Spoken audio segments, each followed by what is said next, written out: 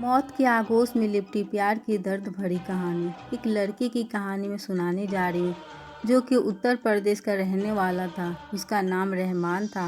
रहमान वसीम एक अच्छे दोस्त थे। वो दोनों एक दूसरे से हर बात शेयर करते थे। वसीम जब कॉलेज आया तो रहमान को बतलाया कि उसकी सगाई हो गई है।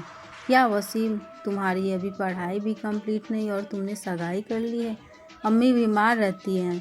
अम्मी की जिद की वजह से करनी पड़ी, लेकिन वसीम ने कहा कि लड़की अच्छी है। और धीरे धीरे रेशमा और वसीम एक दूसरे से प्यार भी करने लगते हैं। वो दोनों रात भर मोबाइल से बातें भी करते रहते हैं। एक दिन की बात है, वसीम ने बतलाया कि वो रेशमा से रात को बात कर रहा था। जब उसने मिलने को बुलाया तो रेशमा बदली सी आवाज़ में बोली कि ज़्यादा मत बोल, वरना तेरे को वहीं दफन कर दूंगी। वसीम एक बार तो ये सुनकर चौंक गया और फिर सोचा कि शायद वो मजाक कर रही होगी। फिर वसीम भी उसको मजाक में बोला कि क्या कर लेगी तू, मेरा देखते हैं। तो फिर रेशमा बोली कि आज रात देख तेरे साथ क्या होता है। यह कहकर उसने मोबाइल रख दिया। जब वसीम रहमान से मिला तो बतलाया कि रात को 2 से 3 बजे के आसपास अचानक उसकी नींद खुली और उसके सामने एक सफ़ेद लंबी दाढ़ी वाला आदमी बैठा था। वो बोलने लगा कि ले आ गया मैं, अब देख तेरे साथ क्या होता है। उसने वसीम के गले को पकड़ लिया और वसीम ने कहा कि मेरी सांसें रुकने लगी।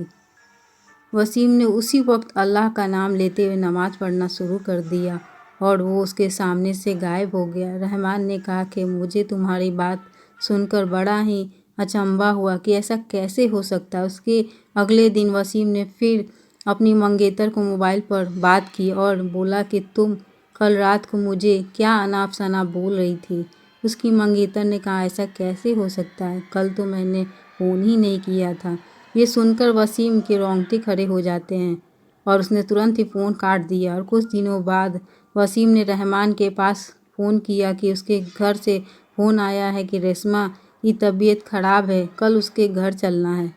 वसीम और रहमान दोनों तैयार होकर रेशमा के घर चले गए और दरवाज़ा खटखटाया तो उसकी मंगेतर सामने खड़ी थी और बदली हुई आदमी की आवाज़ में बोली कि तू फिर आ गया है ना, तूने अगर अंदर कदम रखा तो यहीं पर तेरा जनाजा निकाल दूंगा। वसीम बोला कि ये क्या बोल रही हो तुम।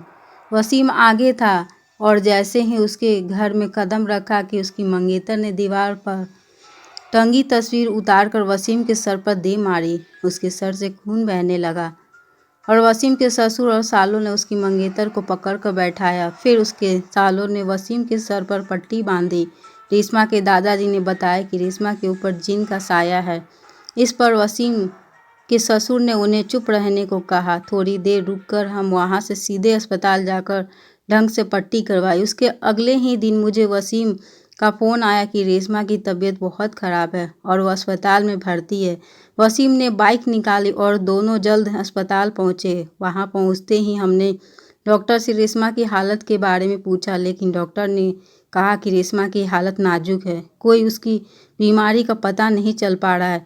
और उसके घर वालों को डॉक्टर ने रेशमा को घर ले जाने को कहा। सभी हैरान थे कि ऐसी क्या बीमारी है जिसका इलाज डॉक्टर के पास भी नहीं है। फिर उसके घर वाले रेशमा को घर ले आए। रेशमा ने वसीम को बुलवाया और कहा कि मैं अब ज़्यादा दिन तक जिंदा नहीं रह पाऊंगी और तुम किसी अच्छी लड़के से शादी कर लेना। ये सुनकर वसीम की आंखों में आंसू आ गए और वसीम बोलने लगा कि मैं तुम्हें मरने नहीं दूंगा। फिर रेशमा के दादाजी ने उसको पास के एक पीर बाबा के पास ले जाने को कहा। हम उसको पीर बाबा के पास ले गए और फिर बाबा ने बताया कि इसको एक बड़े जिन ने जकड़ लिया, जिसकी वजह से वो उसके शरीर को नुकसान पहुंचा रहा है।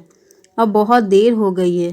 पीर बाबा ने बताया कि इसका एक ही इलाज है, यहाँ से 80 किलोमीटर दूर एक दरगाह है, वहाँ इसका इलाज हो सकता है। और बाबा ने बताया कि इसके साथ वही इंसान जाएगा जिसे वो सबसे ज़्यादा चाहती है। वसीम ने कहा कि मैं चला जाऊंगा, मुझे बाइक भी चलाने आती है। रात के 3 बजे वसीम और रेशमा दोनों बाइक पर निकल पड़े, लेकिन आधे घंटे बाद किसी का फ़ोन आया कि वसीम और रेशमा दोनों का एक्सीडेंट में मौत हो गई है। ये सुनकर रहमान का रो रो कर बुरा हाल हो गया। मेरा सबसे करीबी दोस्त अब इस दुनिया में नहीं रहा। काश मैं उसे जाने नहीं देता, उसे रोक लेता तो मेरा दोस्त आज जिंदा होता। वो जिन आखिर वो दोनों को लेकर चला ही गया। अपना कीमती समय देने के लिए बहुत बहुत धन्यवाद। हमारे चैनल को सब्सक्राइब कर लें कि आप हमारे वीडियो को देख सकें। ये कहानी कैसी लगी प्लीज़ कमेंट करके ज़रूर बताएं।